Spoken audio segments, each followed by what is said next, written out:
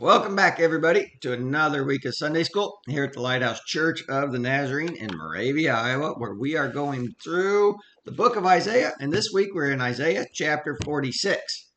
Now, if you remember, chapters 44, 45, and 46 all continue on the same theme that there is only one God, the God of the Bible, and every other world religion, false God, they're just a product of someone's imagination. So, like I said, right now we're in chapter 46. This is really the second half of the book of Isaiah, which began at chapter 40.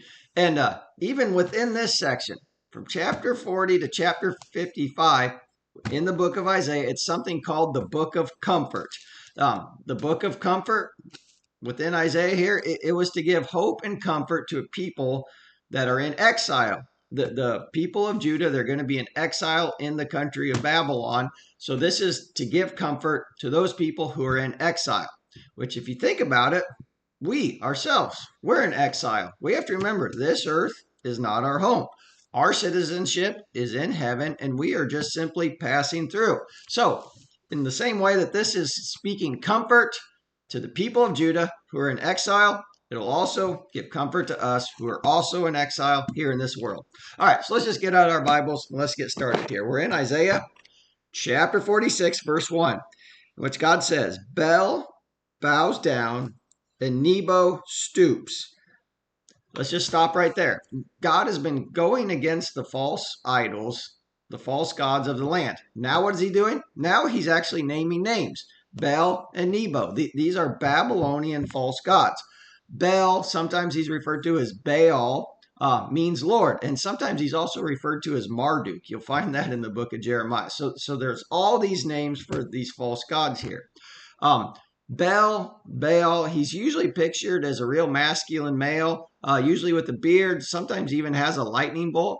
And we find people in the Bible with that prefix in their names. Have you ever heard of Belshazzar? Belshazzar, he was the Babylonian king in Daniel chapter 5 when the Medes and the Persians came and overtook Babylon. So Daniel, do you remember the Babylonian name that they gave to Daniel? It was Belteshazzar, which means Baal protect his life.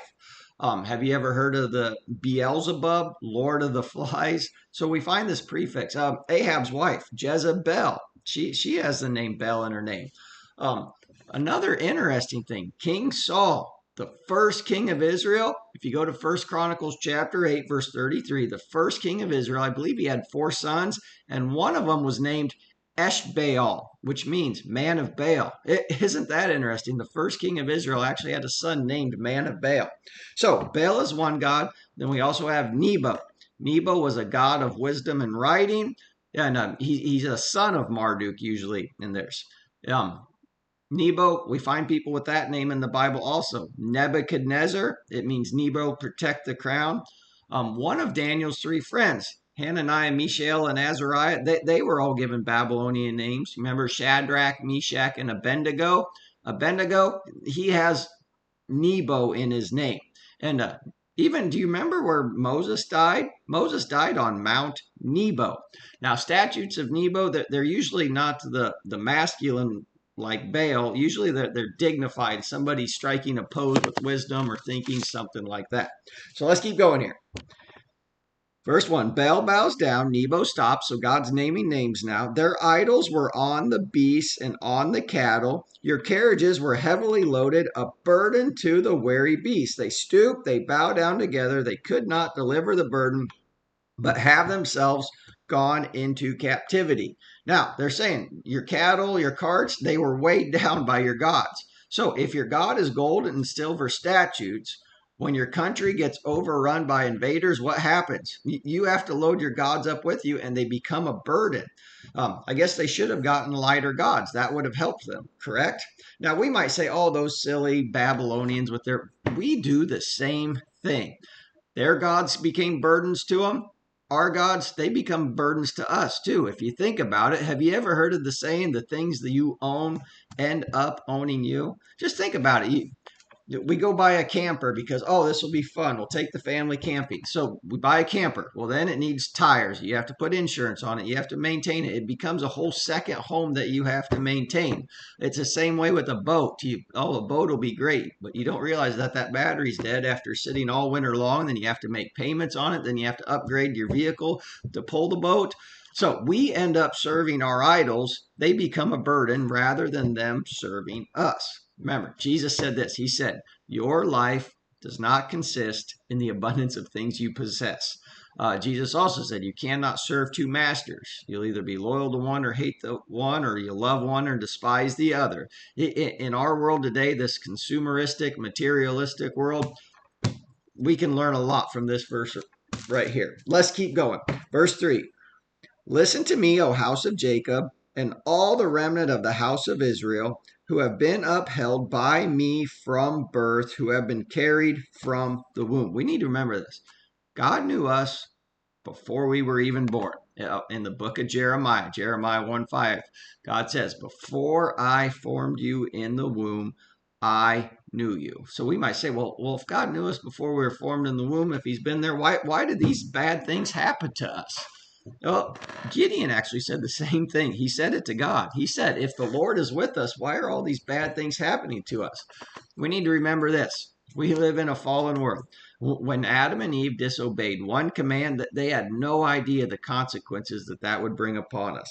Let's keep going here. We're in verse 4. Even to your old age, I am he, and even to gray hairs, I will carry you. I have made and I will bear, even I will carry and will deliver you. We probably don't have many old King James readers here, but even to your old age, God says, I am he, even to gray hairs. The King James says hoar hairs, and it's hoar, Hoar, which is an old English word for gray. In the book of Exodus, when the man is falling from heaven, it's actually called hoarfrost. And in the book of Proverbs, it says the hoary head is a crown of glory. It just means gray hairs. We have to remember this. Honor and wisdom should come with age. And God says, even to your old age, even to your gray hairs. Now, Charles Spurgeon actually preached an entire sermon on this verse right here. And the context of it is this. From the cradle to the grave, God will protect us. From the womb to our old age with gray hairs, God is going to be there. Just like he protected us in the womb, he's not going to abandon us in our old age. Jesus said, are not 5 sparrows sold for a copper coin, and yet not one of them falls to the ground apart from me knowing it? Are you not more valuable than many sparrows? So Jesus said, I will protect you. I will provide for you, even to your old age. Now, and we need to remember this. Us believers that are a little bit older, we have a duty to the younger ones. If you go to Psalm 71:18, it says, I will declare your love to the next generation. We have to pass our faith on to the next generation. In the book of Titus, it tells us older men will be sober-minded. We're supposed to be patient. We're supposed to encourage others and remain cheerful.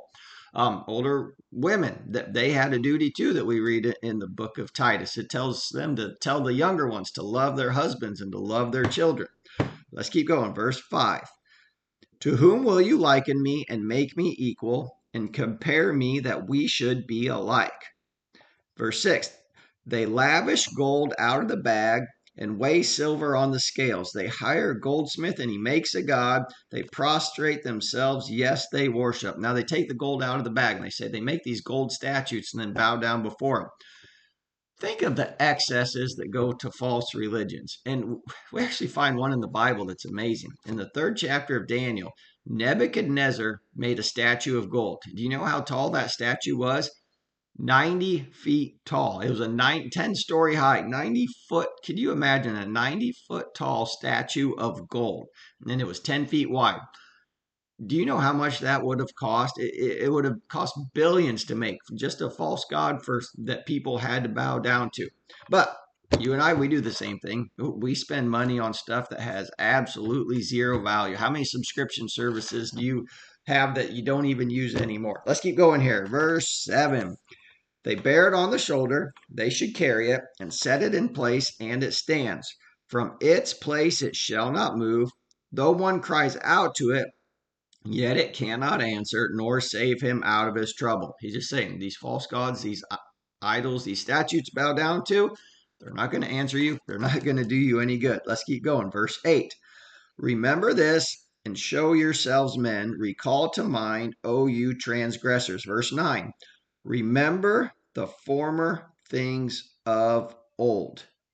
For I am God and there is no other. I am God and there is none like me. Now it says right here, remember the former things. You probably don't remember, but just back in Isaiah chapter 43, do you know what God said? He said, do not remember the former things. So we have in the same book, we have do not remember the former things and remember the former things. So what do we need to forget? We need to forget past failures, past regrets. We can't let them dominate our thinking. We can't dwell on them. Remember, if anyone is in Christ, he is a new creation. The old things have passed away. Everything has been brand new. If you're in Christ, you got to put the past in the past. We've all made mistakes. So we got to forget the former things, like it says in Isaiah 43:18. But then it says right here, remember the former things. We got to look back. We got to remember the great things that God has done for us. Bible says in Philippians 1:6 that he who has begun a good work in you will complete it until the day of Jesus Christ. Yeah. Have you ever started a project and not finished it? Yeah. I have lots of projects left unfinished. Guess what? God doesn't do that. He completes his work. And we can just read through the Bible and see how God cared for his people, and that should give us hope and encouragement. Remember, Jesus Christ is the same yesterday, today, and forever. So we need to remember these things, and we can rest on his promises. Now let's keep going here. Verse 10. Declaring the end from the beginning and from ancient times, things that are not yet done, saying, my counsel shall stand, and I will do all my pleasure. Remember, God is not just a passing observer of events. No, he is directing history. He is in control. He knows. If he knows the end from the beginning, guess what? He's in control over all those things. Verse 11. Calling a bird of prey from the east. This bird of prey, this is Cyrus the Great. This is the one that he's talking about that's going to come and take the Babylonians and overtake them and let the people that are in exile go back to their homeland. So calling a bird of prey, that is Cyrus from the east, the man who executes my counsel from a far country. Indeed, I have spoken it. I will also bring it to pass. I have purposed it. I will also do it. God's going to do what he wants to do, and nothing will thwart his plans. Verse 12. Listen to me, you stubborn-hearted, who are far from righteousness. Now, God's calling out these people. He's saying, hey, you are far from righteousness. What is righteousness? Righteousness is right standing with God. I guess the acronym of that would be wickedness. Would you agree with that? So we need to remember, the Bible says, as he who called you is holy, you also be holy in all your conduct. If you want to live a righteous life, the way to go about that is thinking this: would I be comfortable with God knowing what I'm doing right now? Jonathan Edwards, one of his resolutions that he lived by every day was that he would never do anything that he would be afraid to do if he knew it was the last hour of his life. If you knew that you were going to be standing for judgment in front of Jesus Christ within the next hour, would you be doing what you're doing right now? I probably wouldn't be worried about paying bills, I guess. Verse 13, I bring my righteousness near. It shall not be far off. My salvation shall not linger, and I will place salvation in Zion for Israel, my glory. Well, we had a shorter chapter this week. I hope you guys enjoyed this lesson. I hope you learned something, and next week we'll be in chapter 47. So have a great week.